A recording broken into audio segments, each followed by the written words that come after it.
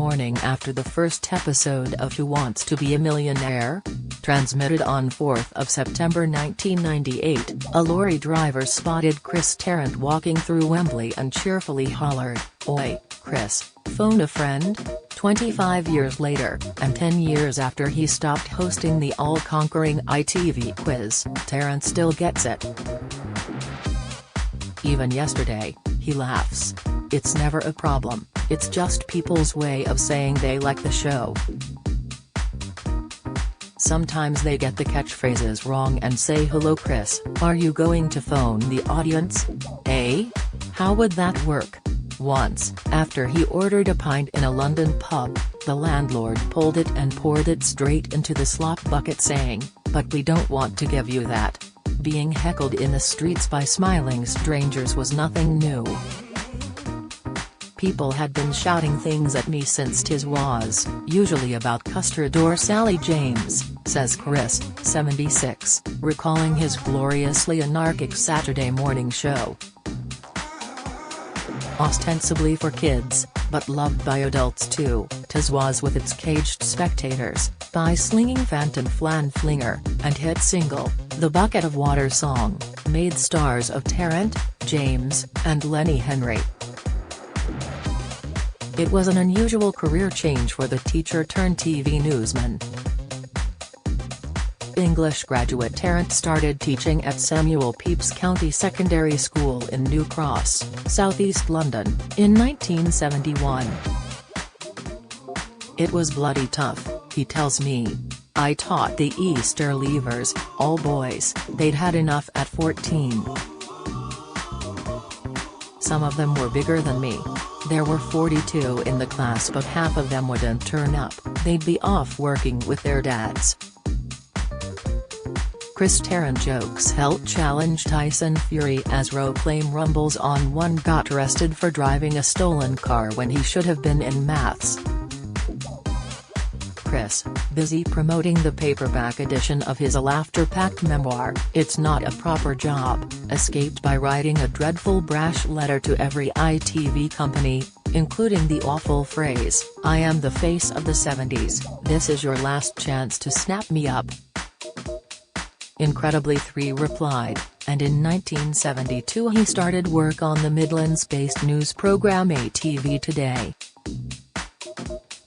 Tarrant did serious news initially but inevitably graduated to lighter items, light bulb eaters, hedgehog jugglers, men who ate live frogs. His father, Basil, an infantry major veteran of Dunkirk and D-Day, and mother Joan lived near Chris' hometown of Reading and couldn't see the show. So unknown to me, they booked into a hotel in Oxford to watch their son do fearless hard news reporting, only to see me covering a bloke on a charity walk with 4 ferrets down his trousers. Perfect training for 'tis was. When ATV wanted someone slightly potty to host the harebrained news show, his news producer instantly suggested Tarrant. It ran for 8 laughter-packed years, guests included Paul McCartney, Queen and Annie Lennox, all fans. Frank Carson was on it relentlessly, whether we booked him for it or not. He'd turn up and say, "The show was dying, I thought I'd save it." Don't miss. Elon Musk's affair is a victory for women, says Vanessa Feltz. Comment, Chris Tarrant's son Toby exposes millionaire host's unexpected ritual, reveal, Who Wants to Be Millionaire, How to Quiz Nerds Game the System, Insight. One day he brought a funny little bloke with him who turned out to be Bob Carolgees with Spit the Dog. They covered caged adults in gun years before No Lemons. People queued up for it, chuckles Chris. One woman spent the morning in the cage but when she watched the video she couldn't even recognize herself, she was just smothered.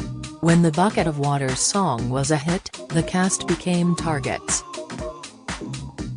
People came up to us in pubs and poured beer over our heads, and we always took it, but once in a restaurant in Brighton a terribly posh lady poured the ice bucket over Sally's head, which was too much. Tarrant is still as hearty, congenial and unaffected by fame as he was when I first interviewed him on the set of Tiz Waz's doomed 1982 adult spin-off O. We had huge ratings at midnight and Lenny Henry was brilliant on it, he just grew and grew. But it was very experimental and some of it was crap. Maybe I didn't have enough control over it as a producer, we were just trying out ideas live. One week we'd have Alexei Sayle, the next Bernard Manning. On a Monday morning the ITV controller used to kick me around the office but we took chances and had great bands on, Deep Purple, Status Quo, The Human League. Radio gave him more freedom. I had the best time of my life at Capital Radio. It was an exhausting 17 years, but we beat off all the upstarts, traveled the world and I had a brilliant time, getting paid to play records and talk nonsense. I like being able to think of an idea on the drive to work and just do it. Nowadays everyone has a webcam. The first thing I did at Capital was lob a coat over the camera. I'm only doing radio. Watching people on radio is hugely boring. The germ of Who Wants to Be a Millionaire? Came from his Capital quiz, Double or Quits. Tarrant's producer asked him to front the pilot. By the time they filmed the second, with added dimmed lights and dramatic music, everyone was hooked. ITV boss David Letterman decided it should go out live every night for 10 days. There was so much pressure the first night, we had a therapist on standby. Someone won £64,000, nobody had won that kind of money before. In its second year, Millionaire filled 19 places in the TV Top 20, we smashed the BBC to pieces, and in 2000 Judith Keppel made world news by becoming the first ever quizzer to win £1 million. I thought we might get 4 years out of the show, I did 30 series. By the end of my time, I'd had enough. ITV wanted more and more celebrity editions and there are only so many famous people.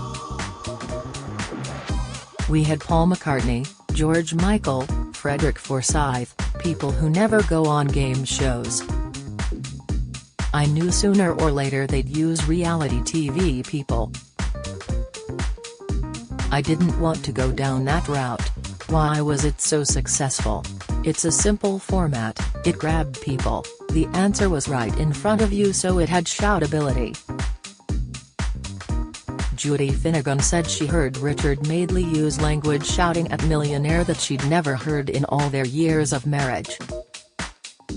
The show's only scandal was James Ingram, aka the Coughing Major, who was found guilty of cheating his way to the £1 million prize. The saga was retold as drama on ITV's quiz. Michael Sheen did me, he's an actor not an impressionist, but some of his mannerisms as me were wonderful. Mike Osman mimics me best, he's so close, and his Trump is brilliant too. Rory Bremner is going around the country being me. I've never gone teehee in my life. He hasn't seen Jeremy Clarkson's version. I get on with him socially, I just don't watch game shows. I watch Netflix, the news, Sky Sport and Sky Arts. It's Not a Proper Job by Chris Tarrant, Great Northern Books Limited. Father of 4, Chris lives happily with his third wife Jane in an idyllic Cambridge village. They've been together 17 years. She's my mate, Tarrant beams. He had a serious stroke in 2014 flying home from filming Extreme Railway Journeys in Bangkok but says, "I'm all good now. I used to work like a dog but I take it easier. I did a nice thing with John Cleese for his chat show the other day because I'd never met him. I'm supposed to be doing a film about bears and trying to do TV with my son. He talks more than I do.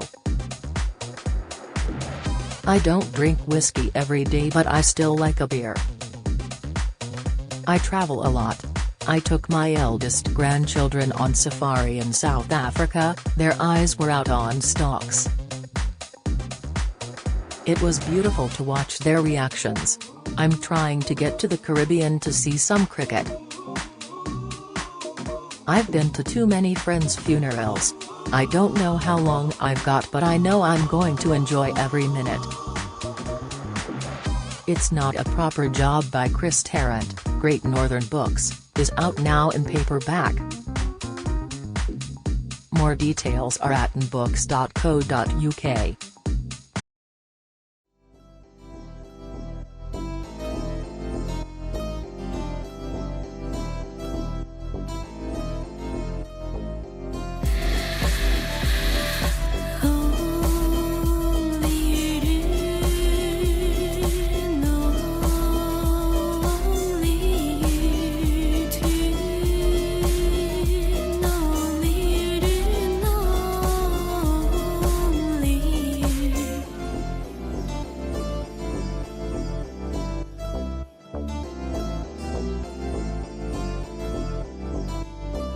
To